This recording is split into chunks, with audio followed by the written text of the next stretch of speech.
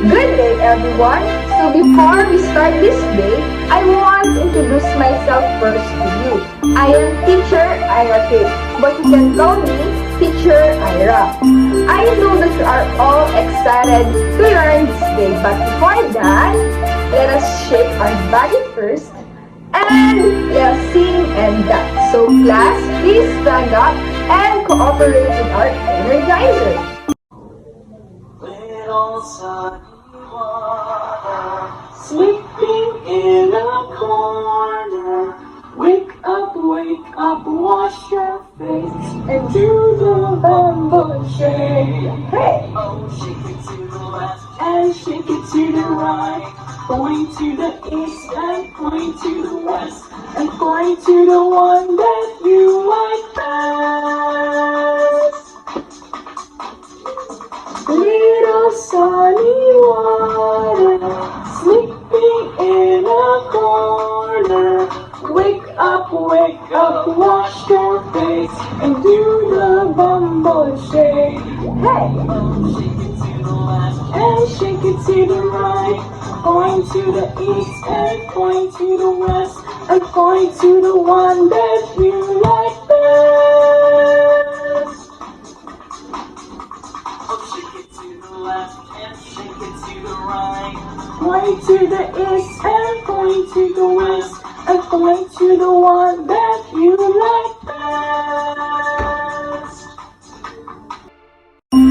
Wow, very good! You are all good in dancing. So class, you may now sit down and let us start our discussion.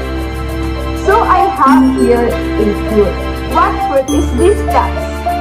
Yes, you are all correct. This is an apple.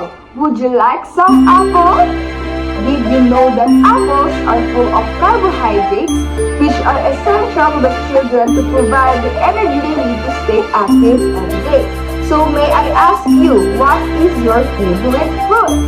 Yes, Anna. Banana. Okay, John, what is your favorite fruit? Grapes. Okay, Carla, what is your favorite fruit? Orange. Very good that you are all eating a fruit. So last time I grouped you into 3 groups, and each group will bring 1 apple, 1 candle, matchsticks, and 1 nail. So class, go to your group and bring out the materials that you brought. I will check each group if they all have materials, and if you have any questions, just ask me, okay? So for our first activity, bring out the apple. So for our first activity, we have here apple and a knife. So the first step is to cut out the apple into 8 pieces.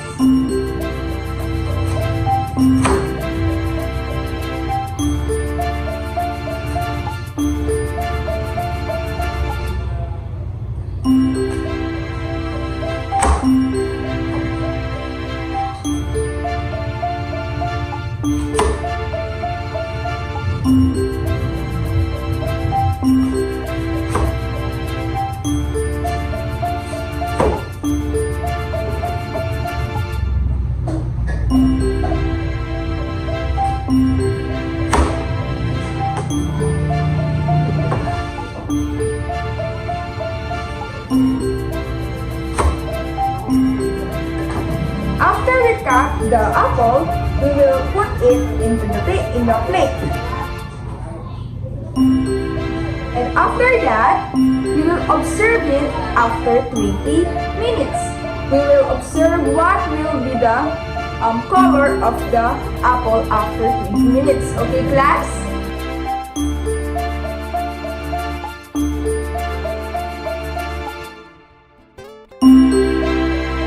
After 20 minutes of observation, you will write your observation on the science notebook, okay class? And later, we will tell us it in your classroom.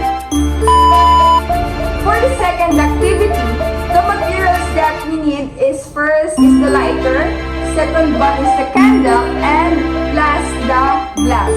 So the first thing that we need to do is to light up the candle. After After a second, we'll cover it with the glass. Then observe what will happen to the fire inside the glass.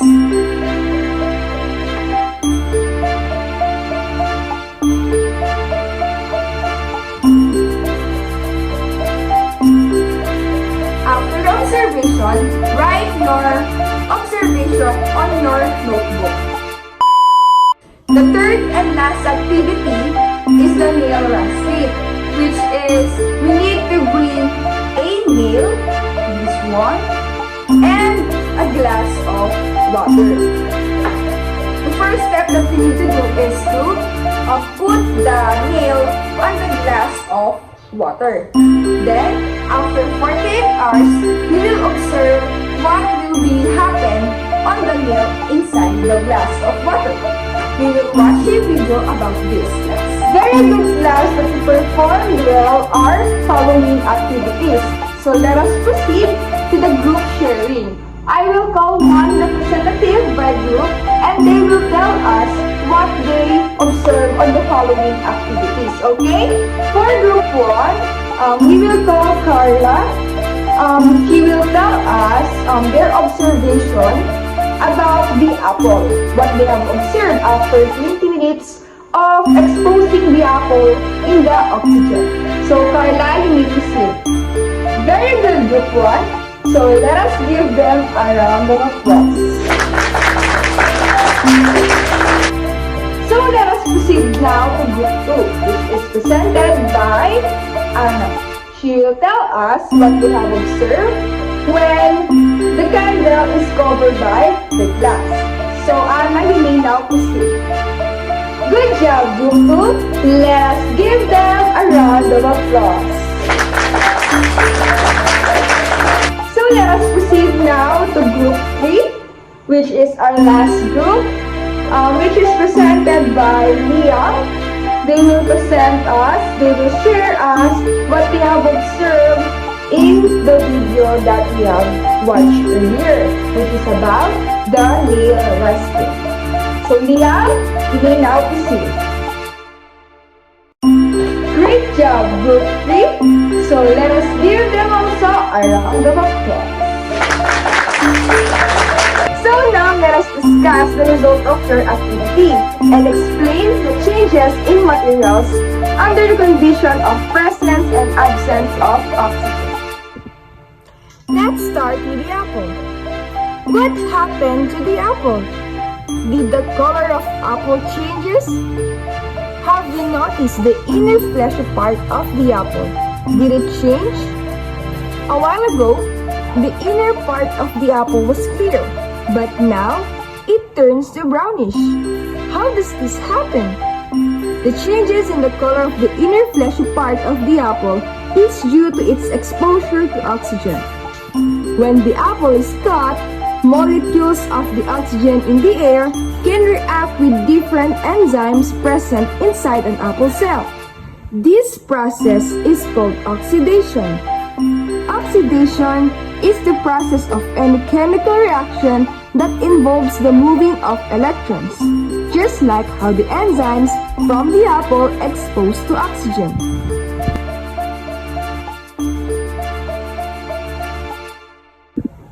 For the second activity, which is the fire out. How does fire start? Fire is the result of a chemical reaction called combustion. It occurs when oxygen combines with another substance as fuel and produces fire with heat and light. Combustion is also known as burning. It is always exothermic, a reaction or a process accompanied by the release of heat. The example of this is the experiment you did earlier.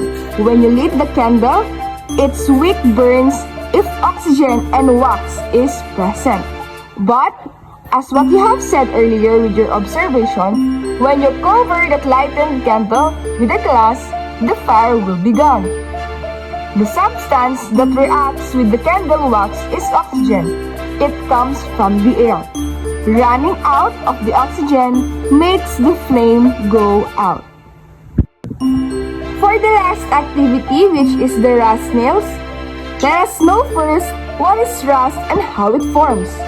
Rust is an iron oxide, a usually reddish-brown form by the reaction of the iron and oxygen in the presence of water or air moisture.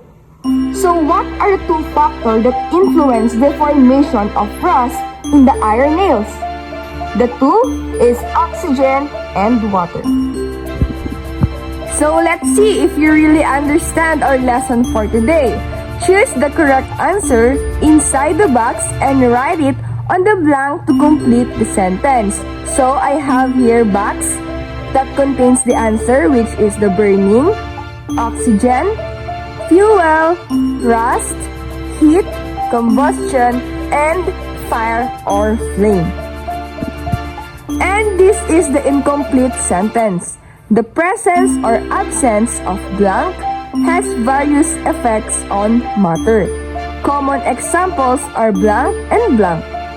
Fire will continue its flame provided that there is continuous supply of blank, blank, and blank. In the absence of oxygen, there will be no blank that will occur. An example of change in the material when oxygen is present is rusting. Blank is formed when iron and oxygen react with water or air moisture. I will give you 5 minutes to complete that sentences. Okay, class, you may now start.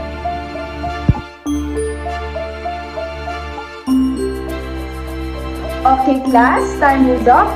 Let us answer your activity.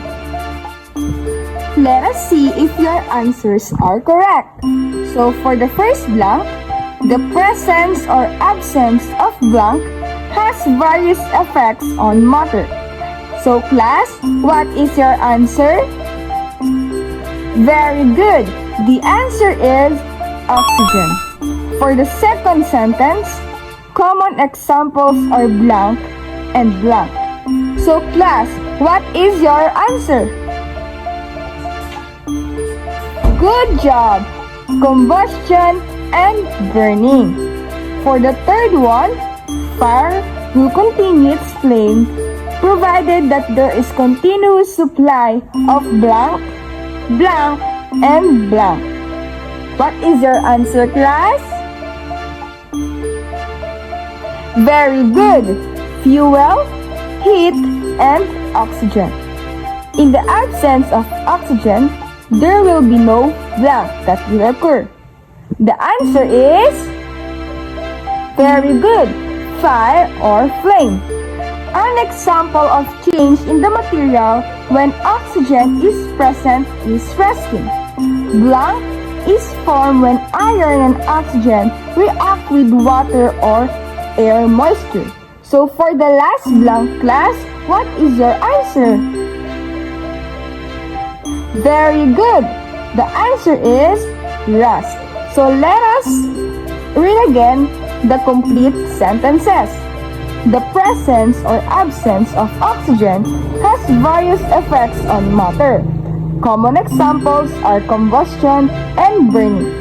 Fire will continue its flame provided that there is continuous supply of fuel, heat, and oxygen. In the absence of oxygen, there will be no fire or flame that will occur. An example of change in the material when oxygen is present is rusting. Rust is formed when iron and oxygen react with water or air moisture.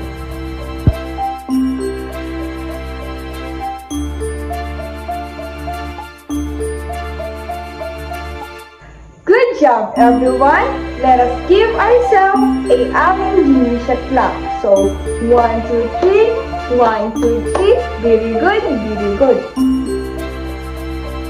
For your assignment, I want you to watch a video or do this at your home. Peel a banana or potato and then observe it in an hour. And then your observation will write on your notebook. Okay, class?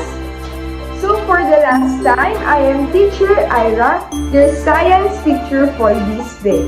Bye-bye!